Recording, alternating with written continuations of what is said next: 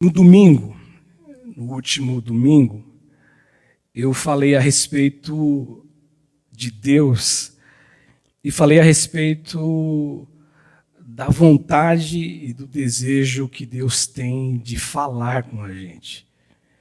A vontade e o desejo que Deus manifesta em querer, em desejar ter um relacionamento com a gente. Hoje, o Espírito Santo de Deus, ele me levou a um texto que eu vou ler do livro do profeta Isaías, em Isaías capítulo 57, no versículo de número 15. Livro do profeta Isaías, capítulo de número 57, o versículo de número 15. E com base nesse texto e em outros textos que eu vou ministrar, falar alguma coisa, usar como um apoio para pregar, eu gostaria de falar hoje que Deus se importa. Deus realmente ele se importa com você, Deus se importa com a gente. Nós temos sim para Deus importância. Deus ele olha para a gente e ele se preocupa com a gente sim, por mais que alguém possa dizer que não. E o texto do profeta Isaías, no capítulo 57, no verso de número 15, ele diz o seguinte: porque assim diz o alto, o sublime, que habita a eternidade, o qual tem o nome de santo. Habito no alto e santo lugar.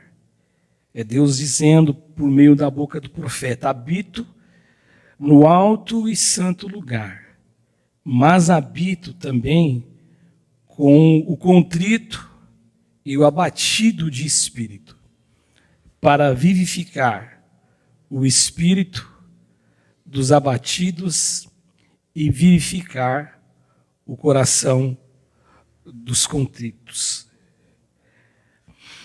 Quando as coisas elas não vão bem, quando tragédias, quando problemas de alta magnitude, eles começam a acontecer no meio das pessoas, por conta de situações assim, o que acontece é que muitos, eles começam a agir e eles começam a ter dentro deles um sentimento. Eles acham que Deus é culpado de todas as coisas. Quando as coisas elas acontecem assim, é muito comum, não que seja uma coisa normal, mas é comum nós nos depararmos com pessoas que dizem não conseguir, sob hipótese alguma, enxergar o cuidado de Deus, enxergar o auxílio de Deus, enxergar o amor de Deus e o amparo de Deus por conta dessas situações. E a razão para isto, eu acredito, gente, que é por conta da natureza humana, da nossa natureza.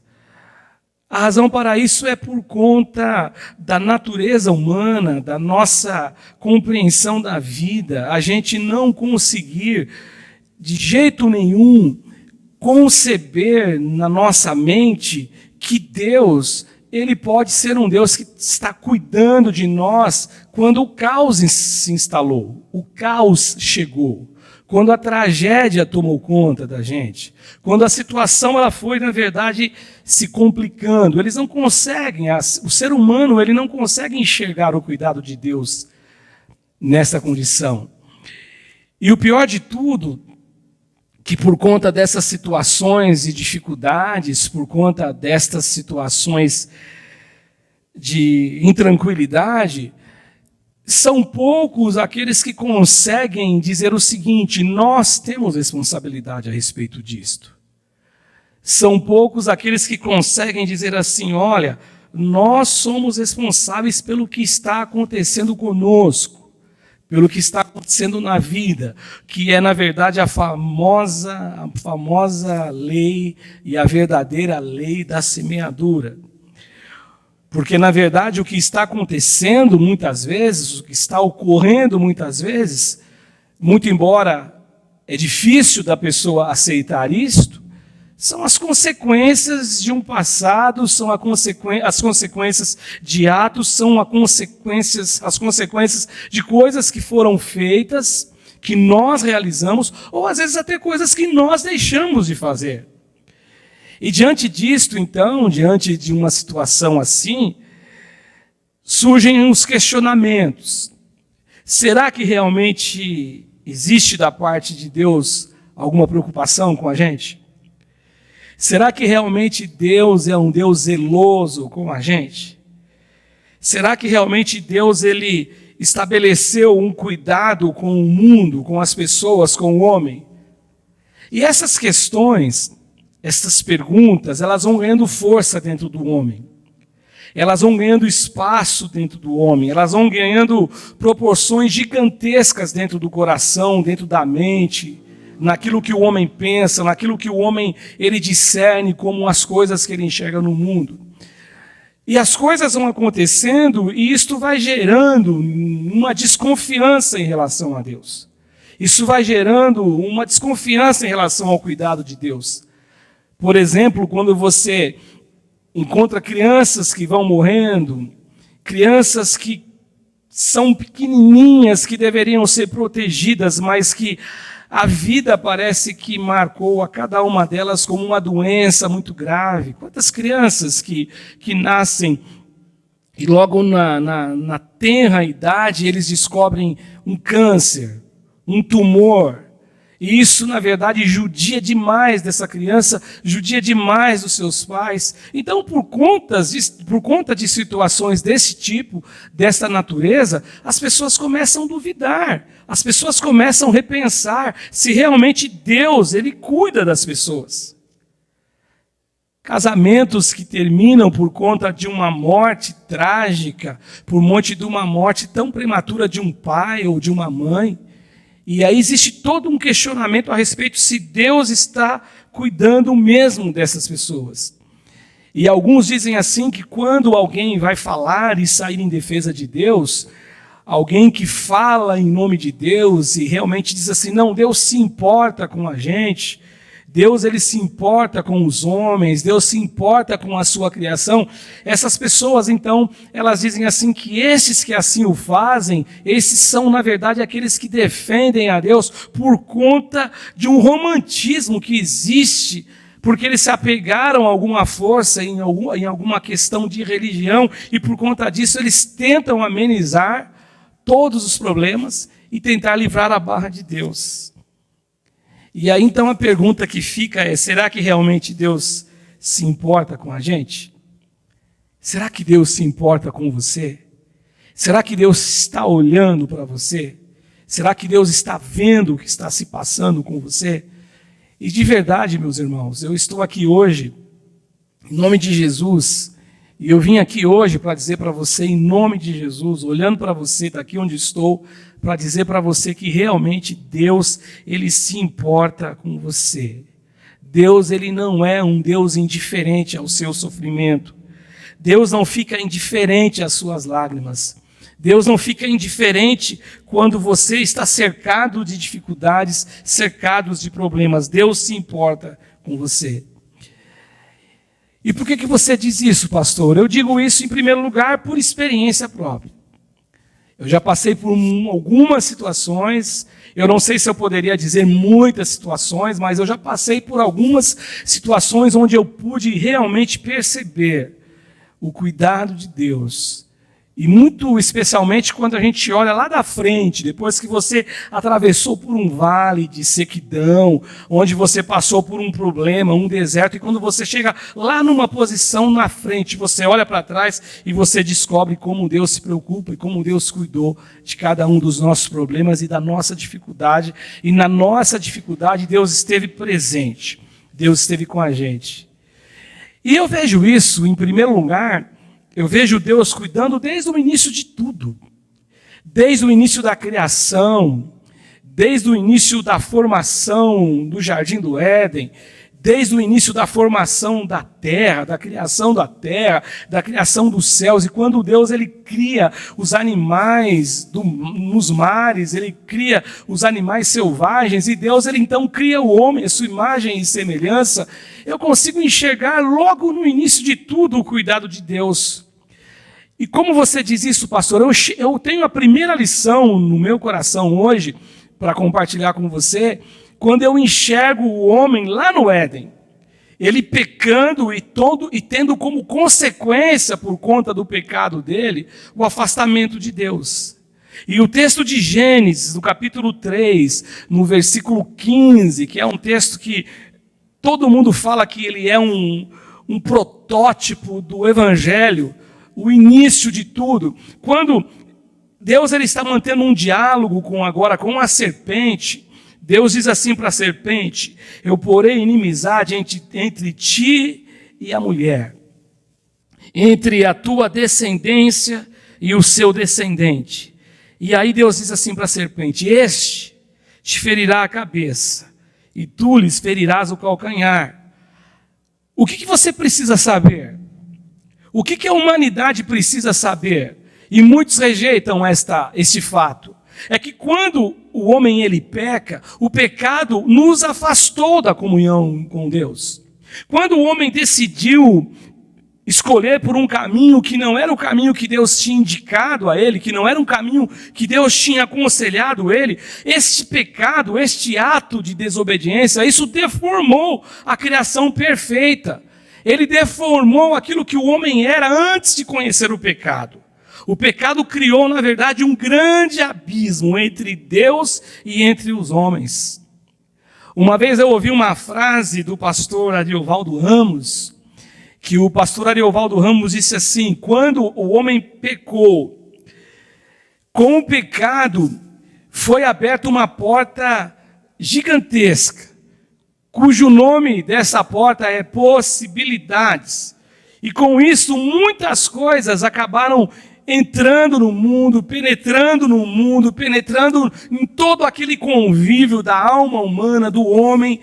Aquilo que o homem tinha, ele deixou de ter, e houve muitas coisas que entraram por conta do pecado, e são coisas que Deus nem sonhou nem de longe para o homem. E foi justamente aqui nessa frase aqui que a gente olha aqui, que Deus ele fala para a serpente, justamente nessa frase de Deus, dita à serpente, que eu vejo a primeira e a forte razão da importância de saber que Deus ele continua sendo bom para você. Deus continua se importando, Deus se importa com você. Deus olha por você, Deus não está indiferente com você. Deus poderia deixar o homem entregue à sua própria sorte. Deus poderia ter deixado o homem entregue ao seu destino por ele escolhido. Mas é por conta deste caminho escolhido, por conta desse destino que o homem traçou para si mesmo, é que eu e você, é que toda a raça humana, nós somos alcançados, nós somos atingidos. Quando o homem ele optou, quando o homem lá no Éden, ele optou em comer do fruto do conhecimento, eles estavam optando por um caminho de morte, porque Deus tinha dito a eles: o dia que você comer do fruto da árvore do conhecimento do bem e do mal, você vai morrer. Então, quando o homem ele opta em comer, ele opta em desobedecer a Deus, ele acaba de uma maneira muito simples, de uma maneira muito natural, abrindo uma porta para que ele passasse pelo corredor da morte. E é exatamente isto que o apóstolo Paulo vai dizer para a gente quando ele escreve a sua carta à igreja de Roma, aos Romanos, no capítulo 5, no verso 12, quando Paulo diz assim: portanto, assim como por um só homem, Paulo fazendo referência a Adão, entrou o pecado no mundo, e pelo pecado a morte, assim a morte passou a todos os homens, e exatamente por isso que todos pecaram. Eu acredito que além da morte que nos alcançou, esta decisão trouxe ao mundo, essa decisão de Adão, essa decisão de Eva, trouxe ao mundo e afetou o mundo e trouxe ao mundo um conjunto de problemas, um conjunto de possibilidades de toda a ordem para a vida humana. Todo o caos para a vida humana, todo sofrimento para a vida humana. Mas essa frase que Deus diz para a serpente, essa frase dirigida por Deus a Satanás, o que estava acontecendo aqui é que neste momento aqui, por isso que eu disse para vocês a respeito do protótipo, né, do protótipo do Evangelho, do protótipo aqui em Gênesis 3,15, o que Deus estava dizendo para a serpente é que Deus estaria dando para o homem uma nova chance. Deus estaria dando para o homem uma nova oportunidade. Deus estaria dando para o homem uma nova oportunidade para que esse homem pudesse ter um caminho, ou refazer o caminho não por si só, mas o caminho através da graça, através do amor, através da misericórdia, através de uma outra oportunidade, uma compaixão de Deus. Por isso que eu digo para você que Deus se importa com a gente. E esse se importar com a gente, ele vai lá, ele remonta aos tempos antigos. Todavia, essa oportunidade que Deus daria aos homens, este caminho de volta, este caminho de reconciliação, esse caminho de retorno ao Pai, esse caminho aqui, que Jesus, na verdade, aqui nesse texto de Gênesis 3,15, ele aponta lá para cima, lá para frente, para Jesus, aquele que nasceria do ventre de uma mulher, aquele que viria ao mundo para estabelecer a era da graça. Tudo isso ia acontecer através de um preço muito caro. Jesus ia pagar um preço muito caro. Ele teria que morrer a minha morte, ele teria que morrer em meu lugar, ele teria que morrer em seu lugar. Em teu lugar. Então, quando as pessoas dizem assim para mim: olha, pastor, eu não acredito que Deus se importa comigo, na verdade, eu não tenho nenhuma dúvida, ninguém vai conseguir me trazer dúvida ao coração, porque o fato de Jesus pagar o meu preço, o fato de Jesus morrer por mim, o fato de Jesus, ele pagar um preço não ao diabo, mas a Deus. Deus exigiu uma justiça, tinha que ter um sacrifício, e o sacrifício perfeito foi Jesus, mas Jesus morreu a minha morte. O meu reconciliar com Jesus, ele só foi possível por conta dessa morte. Quando João, por exemplo, ele escreve no livro do Apocalipse, no capítulo de número 13, no verso 8, João ele fala assim: e adorá-la-ão todos os que habitam sobre a terra. E ele fala: aqueles cujos nomes não foram escritos no livro da vida do Cordeiro que foi morto desde a fundação do mundo. Ou seja, gente, existe uma importância enorme que Deus está dando para mim, que Deus está dando a você. Portanto, só por este motivo, não tem como o ser humano negar, não tem como o ser humano dizer que Deus não se importou com ele. E talvez o texto que mais exemplifique isso, né? Que mais seja um exemplo mesmo disto, e seja uma coisa que Deus mostra, coloca na nossa cara, vamos dizer assim: olha, está aqui, o texto bíblico está aqui para você ler, isso é uma realidade, a história foi contada, a história foi vivida. É quando o escritor João, ele escreve aquele texto que você conhece tão bem, que todos nós conhecemos, que muitos de nós, quando entramos no Evangelho, entramos para congregar numa igreja, entramos para congregar numa comunidade cristã, nós aprendemos esse texto desde meninos na fé, quando o escritor João diz assim, que Deus amou o mundo, porque Deus amou o mundo de tal maneira que deu o seu Filho unigênito, para que todo aquele que nele crê não pereça, mas que ele tenha a vida eterna. Em segundo lugar, eu vejo aqui a questão de Deus se importar comigo, e se importar com você, e Deus se importa, sim. Eu vejo isso no texto que eu li de Isaías capítulo 57, versículo 15, quando o profeta Isaías ele nos traz uma revelação.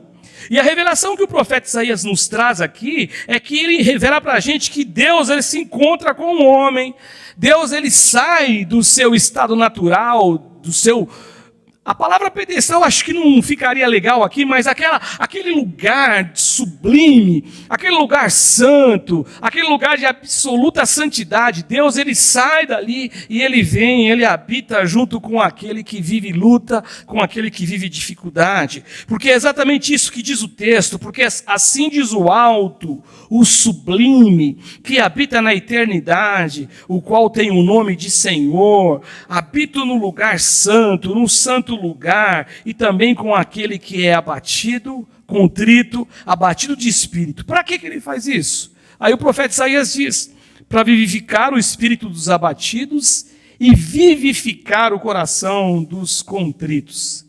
Esse texto aqui, então, ele nos revela que quando eu olho para Deus, o quanto Deus está fora da minha compreensão, o quanto Deus está fora daquilo que eu posso imaginar, daquilo que eu posso discernir, daquilo que eu posso traduzir com as minhas percepções e com os meus conhecimentos. Afinal de contas, é isso que ele diz, ele é o Deus, o sublime, que habita na eternidade. Isso está totalmente da minha linha, da minha lógica de raciocínio.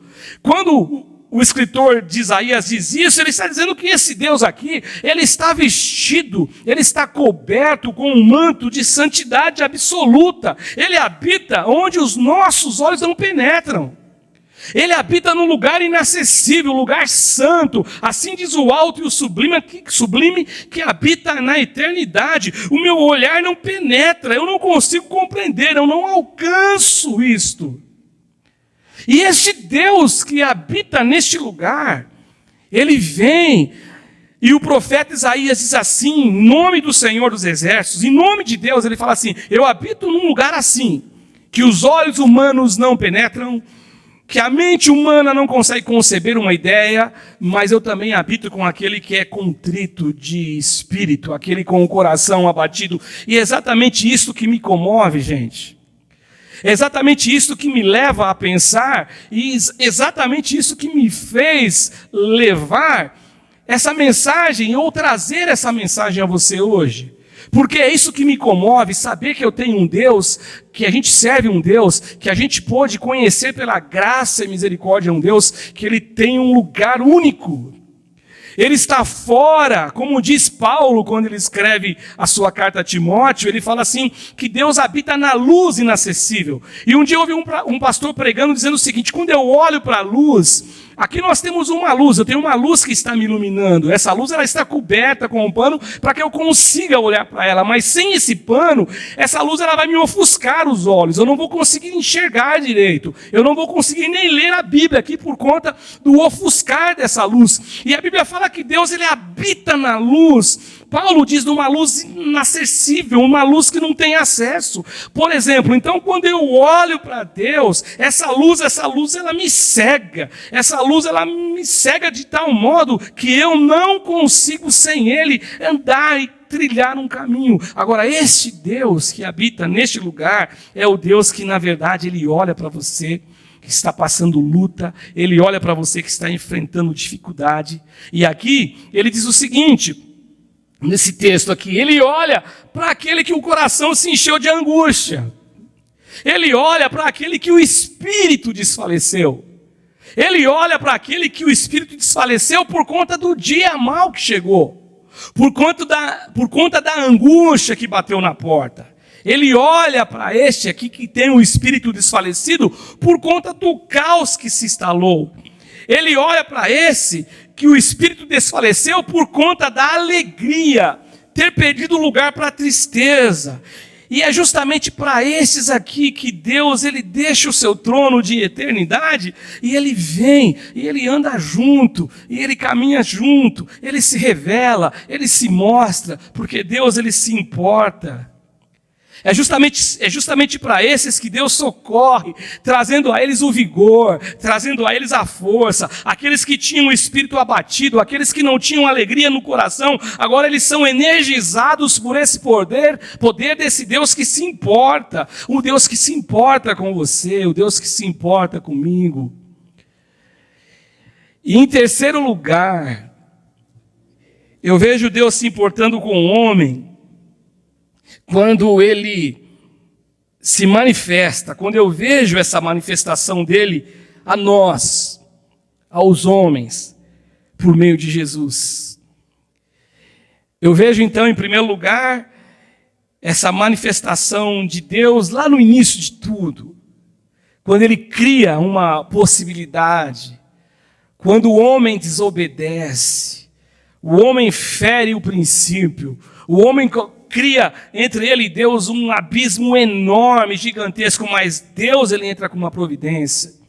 Eu vejo em segundo lugar então esse Deus, ele que é um Deus santo, mas ele sai disso aí, ele coloca-se comigo, com você.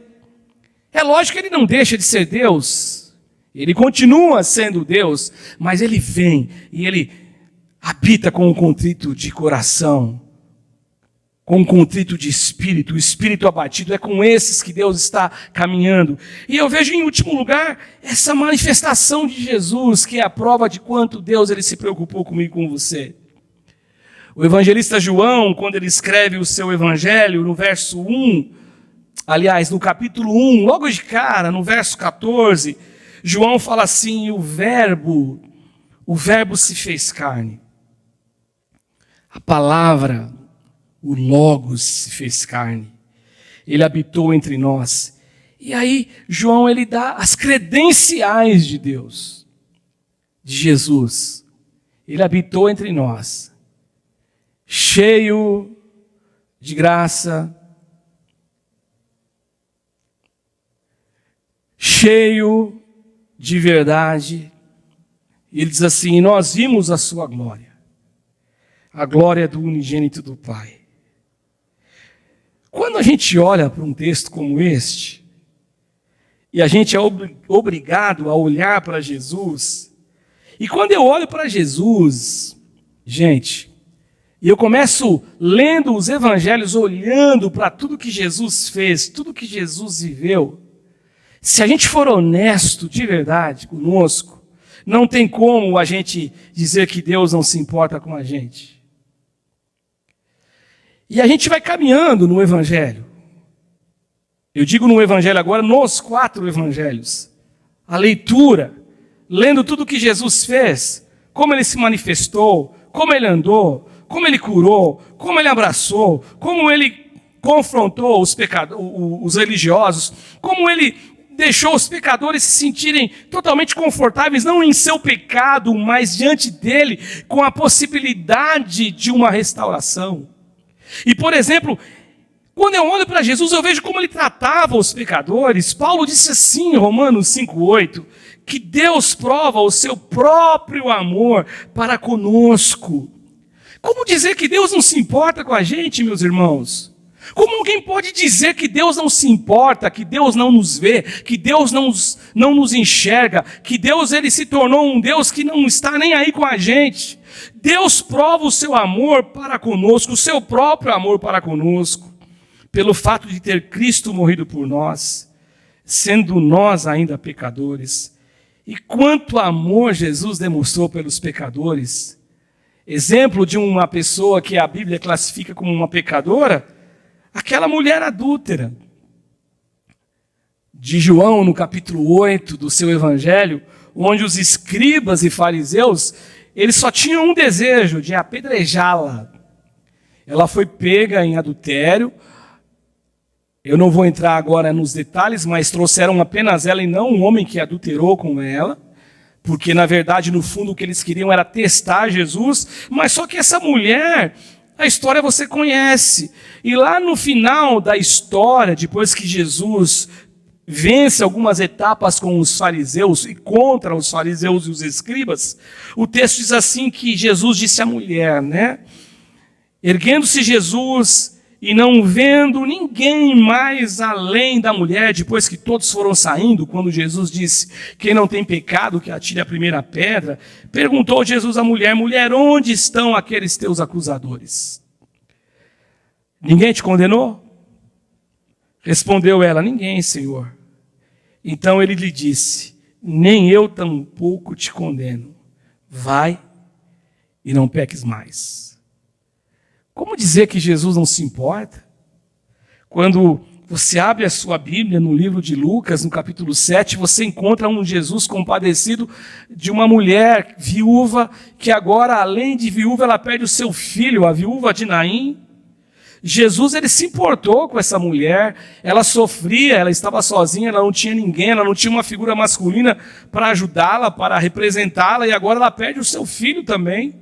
Como dizer que Jesus não se importa com a gente? Outra coisa, quando Jesus ele se importou com a mulher samaritana de João 4, onde todos que se aproximavam, e principalmente aqueles do sexo masculino, todos aqueles que se aproximavam dessa mulher, eles tinham apenas um interesse. Jesus ele se aproxima dela com um interesse totalmente diferente, porque Jesus se importou com ela. Ela era uma mulher que buscava encontrar a satisfação, ela queria encontrar a felicidade, ela não sabia o caminho, ela tentou nos relacionamentos, até que ela encontrou com Jesus, aquele que é a água da vida. Se você beber dessa água, você nunca mais vai ter sede. Como dizer que Jesus não se importa com a gente? Jesus ele chora quando o amigo Lázaro morre. Lá no Evangelho de João, no capítulo 11, do verso 32 até o verso 35, diz assim que nos é dito que quando Maria chegou ao lugar onde Jesus estava, já que Jesus demorou 4 dias, se eu não estiver equivocado, para chegar à aldeia, porque Lázaro estava doente, foram avisá-lo, mas ele ficou fazendo outras coisas, até que ele chegou, mas não deu mais tempo. E quando ele chega, ele não vai direto à casa, ao local que estava Lázaro, ele ficou em outro local. Então Maria vai até ele, e aí Maria lançou-se aos pés, dizendo: Senhor, se estiveras aqui, o meu irmão não teria morrido. E aí Jesus, vendo-a chorar, olha o que diz o texto, e bem assim os judeus que a acompanhavam, ele agitou-se no seu espírito e ele se comoveu. E perguntou assim: aonde vocês sepultaram ele? E eles lhes responderam: Senhor, vem e vê. E o texto diz assim no verso 35, que Jesus chorou. Como dizer que Deus não se importa com a gente? Como dizer que Deus não se importa com você? Como se revoltar contra Deus? Como tentar botar Deus na parede e dizer: Deus, eu não quero mais nada contigo, como tantas pessoas fazem. Outra coisa que nos mostra aqui em Lucas, ou nos é mostrado em Lucas, é no capítulo 19, quando Jesus ele chorou diante da indiferença de Jerusalém. A Bíblia fala assim lá em Lucas 19, do verso 41 até o verso 42, 2 versos. Quando ele ia chegando, ele vendo a cidade, ele chorou e dizia. Ele chorou diante de tanta indiferença para com ele, para com a profecia que se cumprira, diante de tanta indiferença. E o que, na verdade, levou aquela população de Jerusalém a não reconhecer Jesus. Quando ele ia chegando, versículo 41, vendo a cidade, chorou e dizia: se conheceras por ti mesmo ainda hoje o que é devido à paz, mas isto agora está oculto aos teus olhos.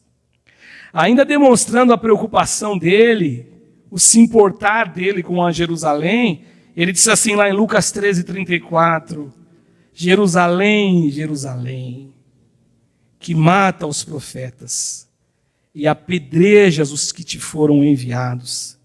Quantas vezes, Jerusalém, quis eu reunir os teus filhos, como a galinha junta os do seu próprio ninho, debaixo das asas, e vocês não quiseram. A tradução fala: e vós não quisestes. Quando eu me lembro da história do ladrão perdoado, eu vejo o quanto Deus se importa com as pessoas. Quando eu vejo a história desses 2 ladrões, para mim é claro a importância que Deus deu aos homens, a importância que Deus deu à humanidade, a importância que Deus deu à coroa da sua criação. O verso 23 de Lucas, até o verso 43, diz assim que um dos malfeitores crucificados, ele blasfemava contra Jesus E ele dizia assim para Jesus: não és tu o Cristo? Salva-te a ti mesmo e a nós também. Respondendo, porém, o outro, ele repreendeu, dizendo: nem ao menos temes a Deus, estando sob igual sentença. Nós, na verdade, com justiça, porque recebemos o castigo que os nossos atos merecem. Mas esses, nenhum mal fez. E aí ele acrescentou a Jesus, né? Jesus, lembra-te de mim quando vieres no teu reino. Aí Jesus lhe respondeu, em verdade eu te digo, que hoje mesmo, hoje, não é amanhã, é hoje, você vai estar comigo no paraíso. Eu quero concluir. A minha conclusão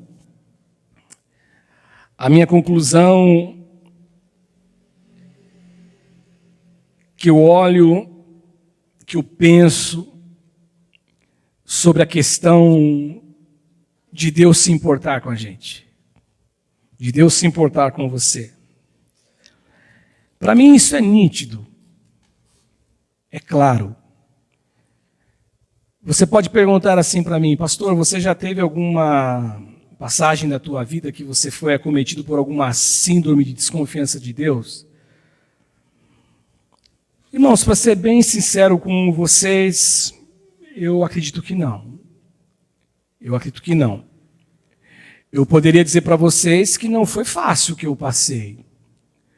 Eu me lembro do primeiro golpe mais duro na minha vida, onde a gente começa a descobrir que a vida não é um mar de rosas, foi quando eu perdi meu pai. Eu tinha só 19 anos. Não é um privilégio meu, e não é também uma coisa como se eu fosse o recordista mundial. Tem gente que perde o pai, que nem viu o pai, nem conheceu o pai. Eu estava falando para o meu irmão, pela manhã, que eu ouvi o pastor pregando, o pastor Ed. Ele contou de uma história de um amigo que, quando ele se formou no curso de medicina, o pai desse menino deu para ele um carro 0 quilômetro. E foi uma festa, e foi uma alegria, e foi uma satisfação em poder celebrar com um amigo a vitória que ele teve de conquistar, né, o direito de ser um médico, de concluir todo um curso de medicina, que eu imagino que seja um curso tão difícil, e ainda ganhar um prêmio do seu papai, um carro. E o pastor Ed disse que depois ele foi para casa, e quando ele chegou em casa ele chorou muito. E ele disse assim: eu não chorei porque eu não ganhei um carro, mas na verdade eu chorei porque eu me lembrei que eu não tinha um pai para celebrar a minha vitória, um pai para celebrar e ter prazer do homem que eu me tornei. Então eu digo, não é um privilégio meu quando eu perdi meu pai com 19 anos. O pai do pastor Ed morreu quando ele tinha 25 anos, o pai, 25 anos. Era um menino ainda quando ele se foi. Mas eu me lembro que foi difícil. Mas eu não me lembro, irmãos, de ficar pensando: ah não, Deus ele se esqueceu de mim, Deus não se importa comigo. Eu não me lembro. Porque eu aprendi desde menino na fé que Deus se importa comigo, que Deus anda comigo. Eu aprendi desde criança na fé, desde tenra idade na fé, desde os meus 17 anos, um garoto, eu aprendi desde garoto que Deus ele está comigo em todos os momentos. Que Deus ele anda comigo no vale da sombra da morte.